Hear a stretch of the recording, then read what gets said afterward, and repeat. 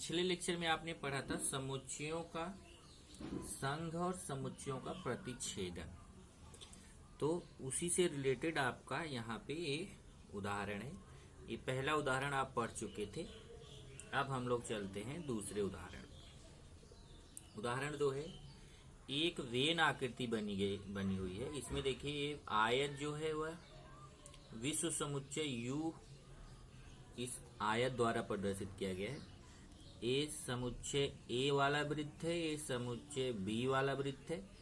इसमें कुछ घटक लिखे हुए हैं और आपको ये देखिए इतनी सारी चीजें निकालने के लिए बोला है। संलग्न वेन आकृति में दर्शाए हुए समुच्चय के आधार पर निम्नलिखित समुच्चयों को सूची पद्धति में लिखिए।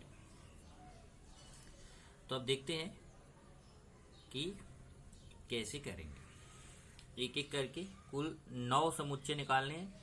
ये 9 समुच्चय को आप देखिए वेन आकृति से बहुत फटाफट आप निकाल सकते हैं। ध्यान से समझिएगा। पहला हमें निकालना है U। ये देखिए पहला क्या निकालना है U मतलब होता है विश्व समुच्चय, और विश्व समुच्चय में ये सभी घटक आते हैं। एक भी घटक ऐसा नहीं है जो विश्व में नया है।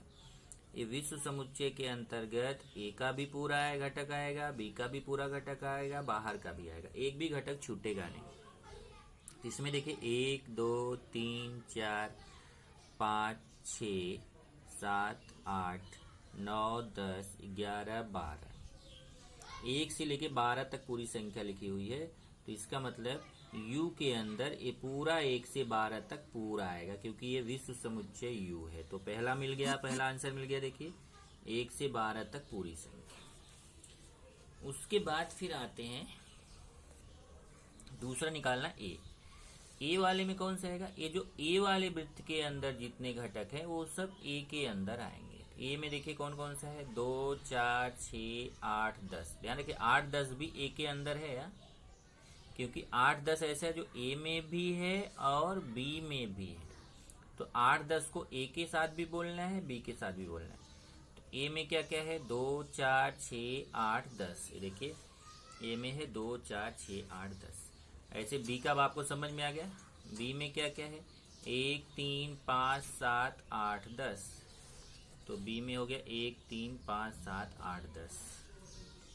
तो U में पूरा, A में वृत्त A के अंदर जितने आ रहे हैं, B में B वृत्त के अंदर जितने आ रहे हैं वो लिख दिया।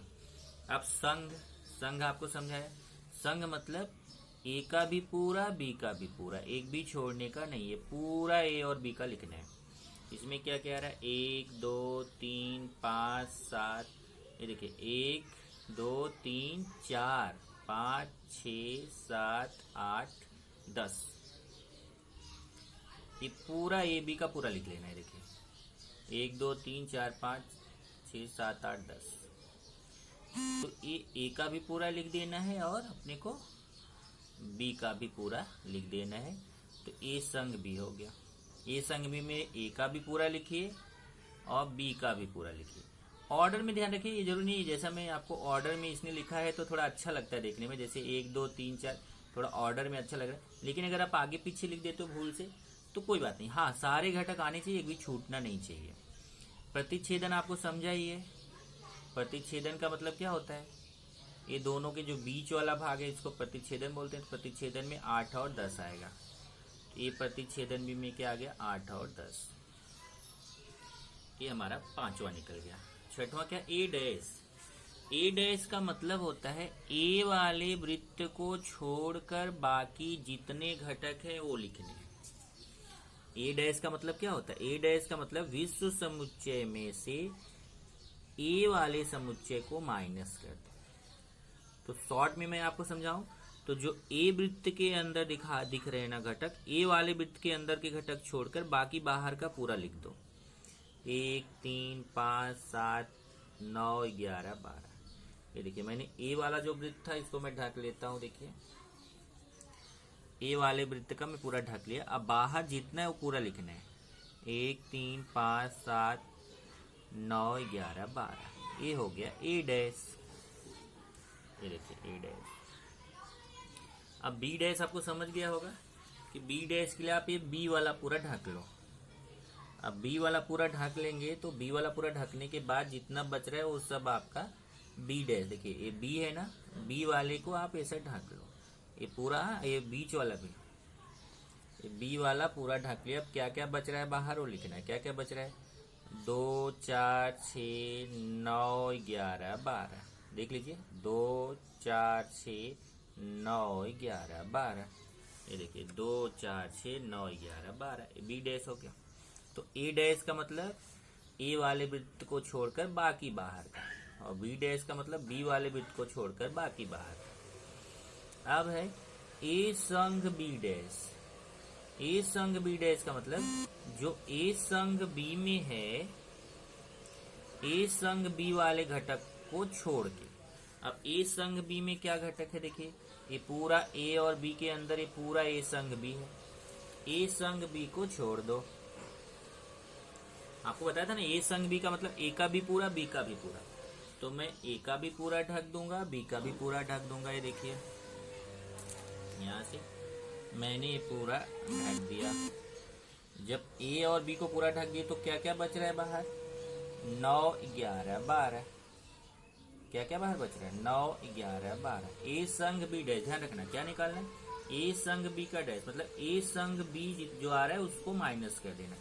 ए संग बी को ये देखिए पूरा ए और बी पूरा ढकना है, तो पूरा मैं ए और बी ढक दिया। जब पूरा ए और बी आप ढक देंगे तो क्या क्या बचेगा, 9 11 12। ये देखिए 9 11 12। और लास्ट है ए प्रतिच्छेदन बी का डैश, तो इसमें ए प्रतिच्छेदन बी को ढक लेना। इधर देखिए ये ए प्रतिच्छेदन बी है, इसको ढक लो। यही तो होता है ना ए प्रतिच्छेदन बी, ये बीच वाला, ये बीच वाला ये प्रतिच्छेदन बी होता है, इसको ढक लो। इसको मैं ए प्रतिच्छेदन बी को इधर ढक लिया।